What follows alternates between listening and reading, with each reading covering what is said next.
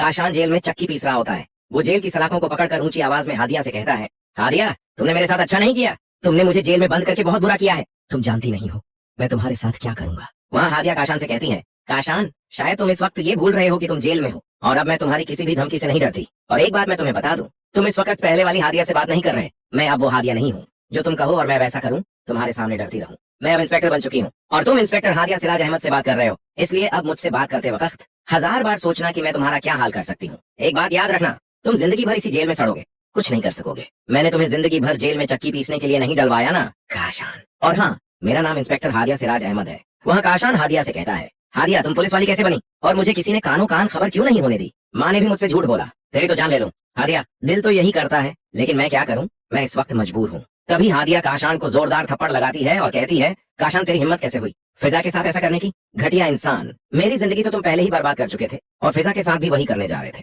मैं तुम्हें बता दूं, मेरे होते हुए तुम किसी और की जिंदगी बर्बाद नहीं कर सकते। अब तुम माफी मांगोगे, तरसोगे खुली हवा में सांस लेने के लिए, लेकिन मैं तुम्हें इस जेल से बाहर नहीं जाने दूंगी। तुम जिंदगी भर इसी जेल में सड़ोगे पर मरोगे नहीं, ये बात हमेशा याद रखना। दूसरी तरफ आशर के सामने मनाहिल का सच आती है। आशर उसे बड़ी इज्जत और खातिर तवाज़ो के साथ अपने घर से रुखसत करता है। लेकिन जब उसे पता चलता है कि मनाहिल ने फैजान को मारने की कोशिश की और मेरी बहन फिजा को भी किडनैप करवाया और काशान जैसे वहशी दरिंदे के हवाले कर दिया, तो आशर न सिर्फ मनाहिल को तलाक देता है बल्कि 2-4 थप्पड़ भी लगाता है और कहता है, दफा हो जाओ यहाँ से, मैं तुम्हारी शक्ल तक नहीं देखना चाहता। मुझे तुमसे नफरत होने लगी है मनाहिल। मनाहिल मोटे मोटे आंसू आंखों में लिए आशर की तरफ देखती है और कहती है, आशर, मुझे माफ कर दो। फिजा, मैंने तेरे साथ बहुत बुरा किया, उसकी सजा मुझे मिल चुकी है। आशर ने मुझे तलाक दे दी है। मनाहिल अपने बाप के पास जाती है। मनाहिल का बाप गुस्से से उसे देखता है और कहता है, मनाहिल, तेरी हिम्मत कैसे हुई यहाँ आने की। तू होती कौन है इस घर में कदम रखने वाली। तेरा इस घर से कोई रिश्ता नहीं है और ना ही तू अब मेरी बेटी है। जो रिश्ता था वो बहुत पहले खत्म हो चुका है। मनाहिल अपने बाप से कहती है, डैड कम ऑन, अब माफ भी कर दें। कब तक आप यूं नाराज रहेंगे और मुझे सजा देते रहेंगे। मुझे अपनी गलती का एहसास है, लेकिन आशर ने मुझे तलाक दे दी है। मैं कहाँ जाऊँ, मैं हमेशा के लिए आपके पास वापस आ गई हूँ। आप भी दिल बड़ा करके मुझे माफ कर दें। तभी मनाहिल का बाप उसे जोरदार थप्पड़ लगाता है और कहता है, मैं तुम्हें कह रहा हूँ, दफा हो जाओ यहाँ से, वरना मैं खुद तुम्हें धक्के देकर अपने घर से निकाल दूंगा।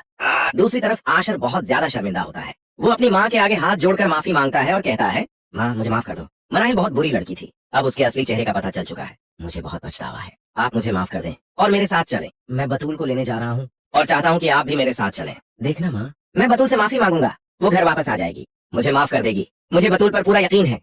तो अब सवाल ये है, क्या बतूल आशर को माफ करेगी? क्या वो आशर के साथ उसके घर वापस आएगी? और क्या आशर ने जो कुछ भी बतूल के साथ किया, उसे बतूल को माफ करना चाहिए या नहीं? कमेंट सेक्शन में अपनी कीमती राय जरूर दीजिएगा। वीडियो को लाइक करें और चैनल को जरूर सब्सक्राइब कीजिएगा।